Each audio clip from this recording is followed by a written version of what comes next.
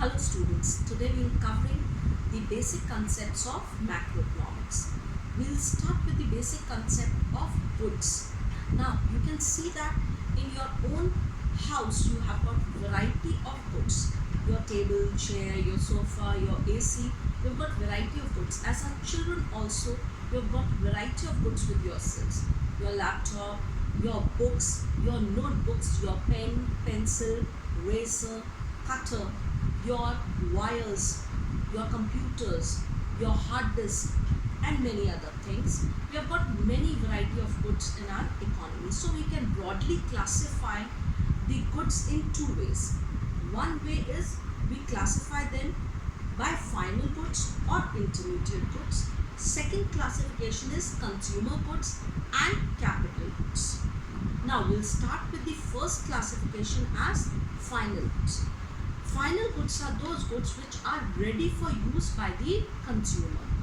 The consumer is readily using the goods. Example, bread, butter, which is also known as final consumer goods. Clear? When we talk about final goods, they are crossing the boundaries of line of production. That means they are being produced and they are used by the ultimate consumer. Second classification here exists as final producer goods. Final producer goods are those goods which are used by the producer. They are also the final goods, but they are used by the producer. Example, the farmer is using the tractor for its production. The threshers are used by, or harvesters are the type of final goods which are used by the ultimate consumer. Now we come to the second classification of good, which is known as intermediate good. Intermediate goods are those goods which are not readily used by the consumers.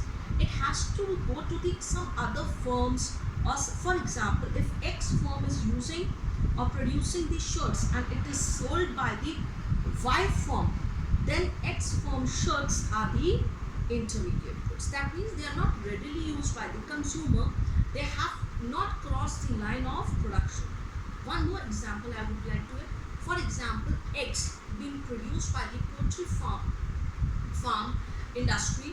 The eggs, if are used by the ultimate consumer, it is final consumer goods. And if the eggs are used by the bakery person for the production of cakes, clear, then that eggs is an intermediate good for the production of cake. Now next we will start with the next concept, that is your ultimate concept of aggregate consumption expenditure. Now when we talk about consumption expenditure, the consumption expenditure is done by many different sectors. The households are doing their consumption expenditure, the firms are doing their consumption expenditure, the government is doing their consumption expenditure.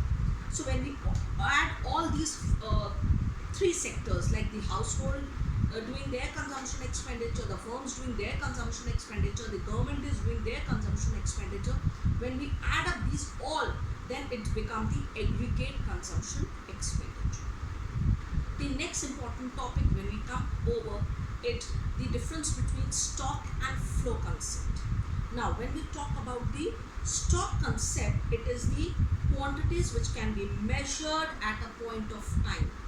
For example, your balance in the bank is a stock concept. That means it is measured at a point of time. The national wealth of any economy is a stock concept because it is measured at a point of time. But when we talk about the flow concept, the flow are the quantities which are covered over a specific period of time. For example, income becomes a flow concept, capital becomes a stock concept. When we talk about the national income, it is a flow concept. Clear? Next, we are covering today the next important topic, that is four sectors of the economy. The economy has got four sectors. One is households, one is producing sector, one is the government, and the fourth one is the external sector. That means the foreign exchange or the rest of the world which are producing any good or export and import of the goods. Now next topic we will be covering by tomorrow the circular flow of income. We will start with the gist of the circular flow of income. It refers to the circular flow of any production, income, expenditure which is done by these above different sectors of the economy. So in circular flow, we'll just be telling you today what is the real flow and what is the money flow. Real flow refers to the flow of goods and services which are circulating in an economy. And what is the money flow? Money flow is the flow of income which is circulated, or the receipt and payments which are circulated among these different sectors of the economy. Thank you for today and have a nice day.